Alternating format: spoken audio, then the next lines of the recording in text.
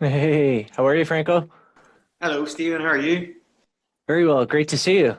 Oh, nice to see you too. Yeah, it's very nice to catch up. I am super grateful to you for being willing to jump on here with me. Um, from your some of the emails that you've shared over the last couple of weeks, I've just been really inspired. And you know how much I talk about the importance of doing work on the conscious and unconscious side of the equations. And so few people, it seems like, at least my perspective is, it seems like so few people actually understand the vital importance of that, so they don't do it. I was grateful that you were willing to jump on here with me and share some of what you have been up to, and not only what you've been up to, but what you have experienced based on your willingness to play. So yeah. Oh yeah, I've really got after the last no material session that you performed with me, facilitated about 2 weeks ago. I've had a lot of changes in my life, especially around the conscious and unconscious.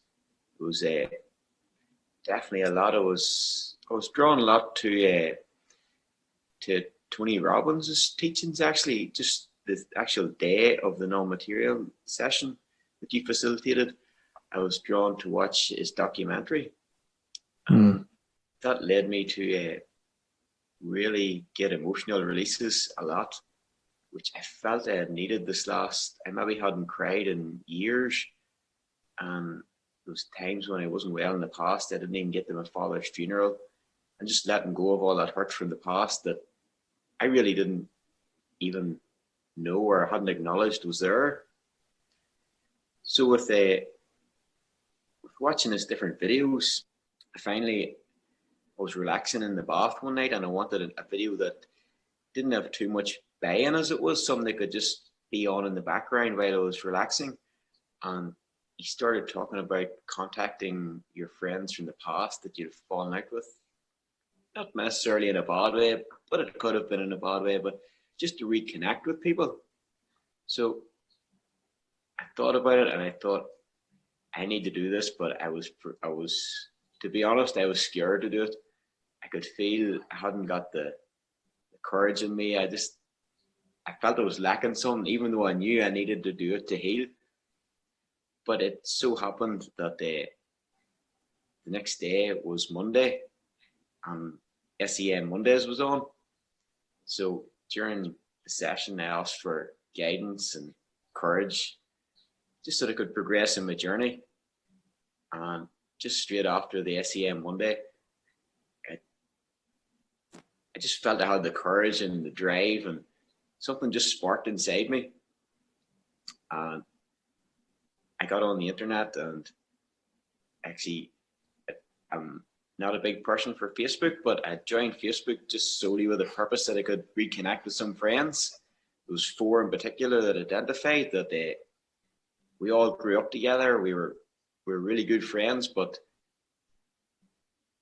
two of them I drifted apart from. Two I had maybe with some issues in the past, but I went back to college with just different interests, so we drifted apart. And then for about 8 years, I had a challenge where I couldn't face people. I had like depression and ME, and I couldn't face people seeing me in that weakened state, having been like a strong physical person. So whenever I got myself better physically, I still felt inside all that time that I had not feel not mentally got myself right. So we emigrated to Canada and we lived there, but I felt I needed to reconnect just at this time after this no material session on Monday. I felt I needed to reconnect with these friends and put aside any worries I had. So I got on Facebook. Uh, Whatever it done, I got three other phone numbers and started ringing them. And I couldn't believe it. They were so happy to get to chat to me. I had expected maybe, I don't know, like negativity to come down the telephone, but I was projecting positivity, and it came right back out into the positivity. So I caught up with three of them. The fourth one I'm actually still trying to chase down, because the friends, not many of them have a big, suppose you would say, online presence. And with not living in my hometown, living in a different country, it's hard to find friends of friends that actually know them, because it's been so long, like 15 plus years. So I've got three down, and I've one more to go, and everyone was just so pleased and overjoyed. And there was one friend in particular that I had fallen out with as such, but about half a year before I fell out with him, he had made me like the godfather to his child and brought me into their family. And then maybe things happened and drifted apart, and I was quite wary of ringing him, because I had not been there for his kid, maybe at like communions and confirmations and different family meetings. But he said, "Don't worry about it. We're just so happy to get to talk to you again." And it was really, really nice. So it really was a good part of my healing. And I think I had a lot of emotions stored up that I really needed to let go. And I was totally unaware of them altogether. Like, really so unaware of them. They weren't even on my radar. And I just found some other things for like emotional releases, and just shouting out and letting your body cry. It really seems to help with healing. Definitely does. So Yeah. I'm very glad that I've started healing on the conscious and the unconscious, as well as the subconscious, which is the source energy medicine, which may need some work on still. I'm not sure, but there's always work to be done. Indeed. Yeah. I'm so inspired by your strength and courage, Franco, because I have been where you are. I have been in that place of knowing, just to put everything into perspective and to frame this up right. A lot of this came from conversations that you and I had, and on SEM Mondays, where someone was asking about psychic attacks or curses or things like that. And I believe that, if you have a pulse, meaning you're alive, and you've been around the sun a few times, there are likely people who, when they think of you, they don't think fondly of you. And that's on the low end of the spectrum. And then at the high end of the spectrum, there are probably people that, when they think of you, wish you ill, right? Wish you harm. And the example that I gave was of a man who is an international spiritual leader. Just his message was all about spreading love. And there were people who wanted him dead. It was that extreme, and they were passionate in their conviction. So, so my suggestion is always, as you heard, as much as possible, I accept responsibility for my part, my role in the relationship. I accept responsibility for the relationship ending in less than ideal ways. And where it's not going to cause more harm, I make amends as best I can. I try and make things right. Sometimes it's an apology, sometimes it's a forgiveness, sometimes it's just a catching up, but that being willing, right? That being willing to connect, and for me, it was often an apology, right? It was calling to apologize for just my role in the relationship, my role for whatever happened, and in that way, it whether the other receives it or not, I'm free in a sense. And then likely, if I'm successful, when they think of me moving forward, they can think more loving. They still might not send me love, but they might think more fondly of me, or more kind of me. Just knowing that I'm human, I made mistakes, I accepted responsibility for my actions, for my behaviors, and I apologize. And, you know, one thing that I didn't talk about, and, you know, I love that you're part of the Source Energy Medicine coach training, because this, right, this doing this kind of work where I love how you didn't know that you had this work to do, right? And that's the same way it is always for me. And that's why I always get excited when the light shines on something that I did not know was yet to be healed, something that was yet to be embraced. So for me, when I make an apology, and I learned this from Matthew and Tercy Engelhart, um, I think apologies in general don't mean anything, because usually an apology kind of looks like, I'm sorry and I won't do it again, right? And then what typically happens, I do it again. And then I say, I'm sorry, I won't do it again. I'm sorry, I won't do it again. And with people who I am at least closest with, there's a certain point where they say, you know what? I don't want to hear it anymore. I don't want to hear your apologies because they don't mean anything. And what Matthew and Tercy have created is this process where I apologize for my behavior. I apologize for my words or my actions, whatever it is. And I add to that, what you can expect from me moving forward is, right, how I'm going to show up different. So number one, I'm not going to do the same thing that I did before, and you have my word on that. And what you can expect from me moving forward is I'll be more aware of when I want to act like that, and I'll choose to not. I'll just stop that before I actually behave in that way. And sometimes I'll even ask for, like, can you help me? Like, if you see me start to go there, can we have like a safe word? And you just say like popcorn. And I know that popcorn means I am doing that, because for me, it was usually a conditioned response, an automatic conditioned response. I didn't have to think about it, right? Something would happen and I would respond in a certain way. And it's in that kind of automatic response that I'm less in control of my choices, because they're happening on autopilot, right? It's like part of my programming. And I don't want to, I want to accept 100% responsibility, but it's nice sometimes, and it depends on who the person is. Like, I might ask them for support in that, right? Or if I'm doing that and I'm not aware that I'm doing it, just call me on it, right? To say, you know, you're doing the same thing again that you said you weren't going to do, and you're doing it. So I'm supporting you. I'm offering you support, accountability in not doing that. So the apology without the what you can expect from me moving forward, right? How am I going to show up different next time? Yep.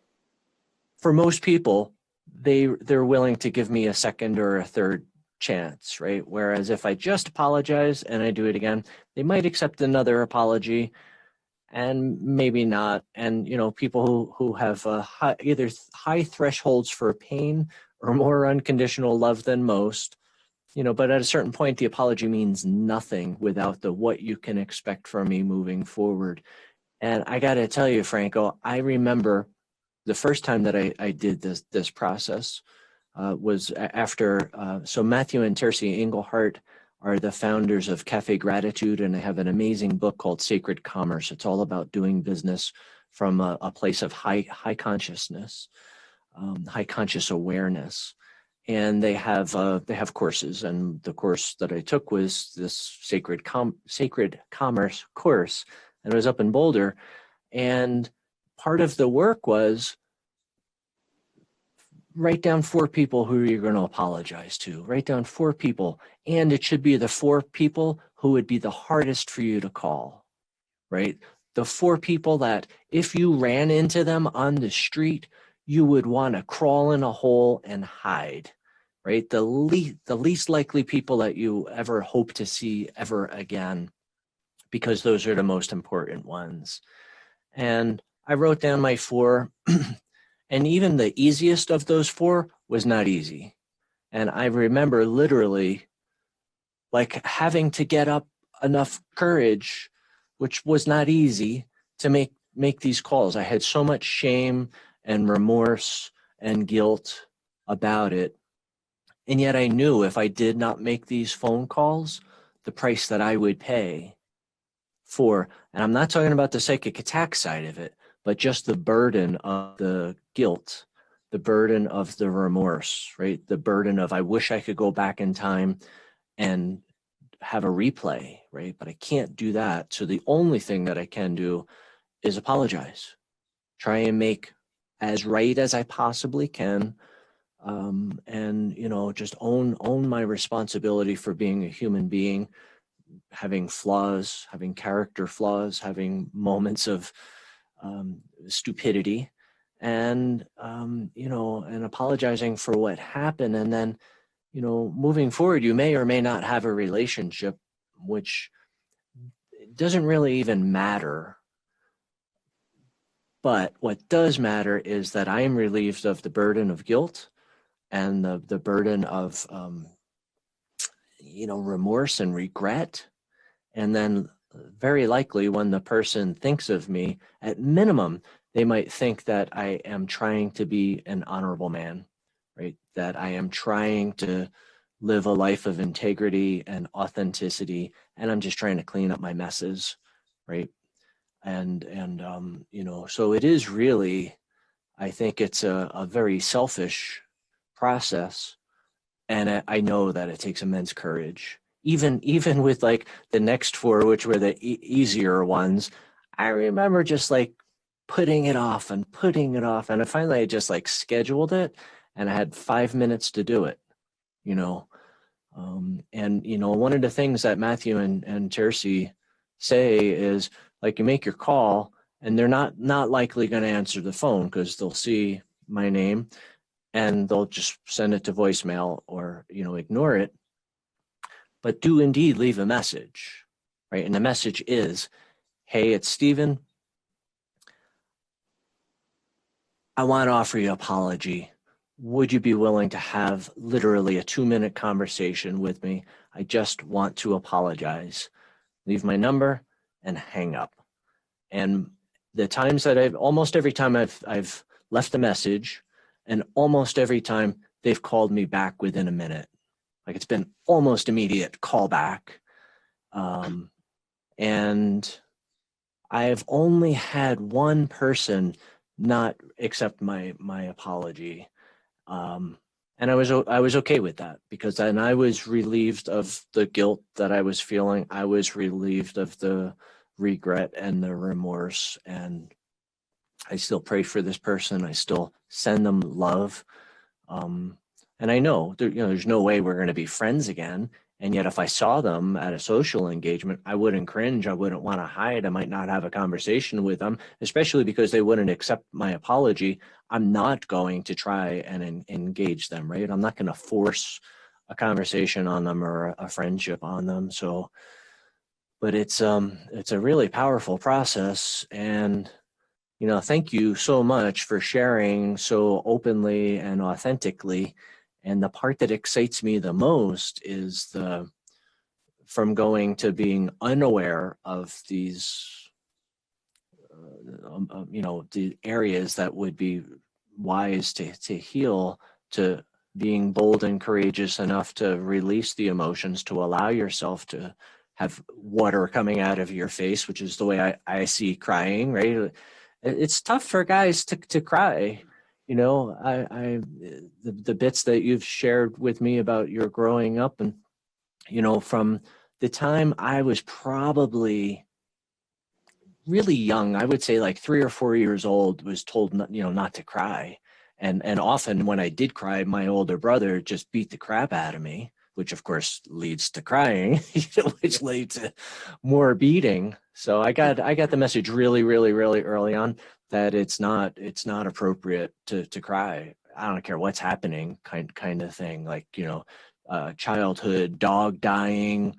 No, you just don't cry. And just kind of on and on, of grandmother's funeral, just stuff like that. It was like so crystal clear. It's not okay for you to cry. And if you do have to do that, do it in private, right? Go where no one can see you.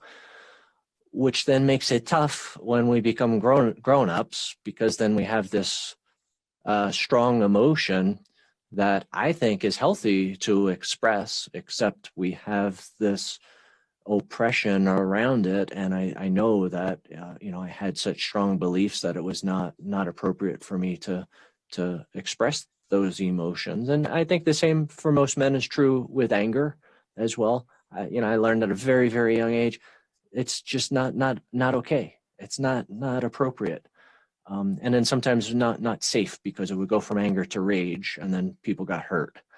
So bless you for giving yourself the permission to express that, and to just, feels like to have those experiences, to let the water come out of your face. So yeah. Anything else you'd like to share, my friend? No, I've noticed just as well with the especially with the Tony Robbins emotional release process that I do. As it progresses, I've been doing it for nearly 2 weeks now. It has turned from, like, the crying has subsided a lot, and it's more like a feeling of joy at the end of it. It comes through. So I think sort of progressing or getting different emotions out that were stuck. So it's pretty nice process. I can see a progression. So that's awesome. Pretty inspiring. And can you characterize how you felt before you started doing this work on the conscious side versus how you feel now? Yeah, a lot lighter. Like, I sat down like the weight of the world. I didn't even realize I was carrying it with me. It was maybe there so long. It just seemed normal, but I realize now that it wasn't normal. Yeah. But I really just couldn't believe that I couldn't see it was right in front of me. Yeah. Well, my friend, you have heard me talk about this work in this way, and there are probably people who are going to watch this who have not. And I really see the healing journey as the hero's journey, right? And the work that you were doing is so inspiring and so heroic.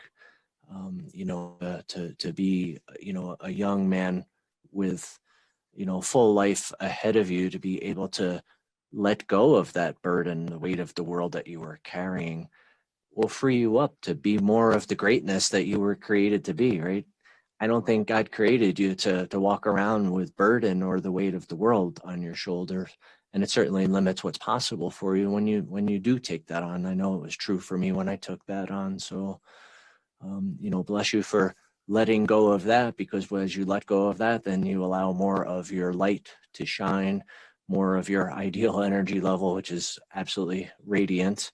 And the greater you're able to bless the lives of every person that you encounter. So thank you for being you, and for being such an amazing, active, bright light in our community. And I'm super grateful to you for being willing to come and get on camera and to talk about this, because it means a lot to me, and I hope this video means a lot to everyone who ever watches it. So yeah, thank you, my friend. Yeah, the last thing I'd just like to say, Stephen, is we've started embracing the Augmentino scrolls as well, and me and Marina both we feel like when we read them in the morning and dinner time, like our body's drinking them in as well, and it's like we're not say addicted, but our body craves like reading them at the certain times. Yeah. And so that's another thing to look forward to on the horizon. That's awesome. And the Augmentino's work can be summed up by: those who are successful in any endeavor have more good habits than bad habits. And your body craving the scrolls means that you are creating new good habits, right? And those good habits are going to fill your life and bless your life, and literally crowd out any lingering bad habits. So I love that you're noticing, you're identifying, right, that craving is a habit. It's a good habit. It's a habit that's going to bless you and Marina and your lives. And I love that you're doing it together. And there too, bless you for being curious enough to just try it on and see what it feels like, because that to me is what life is, right?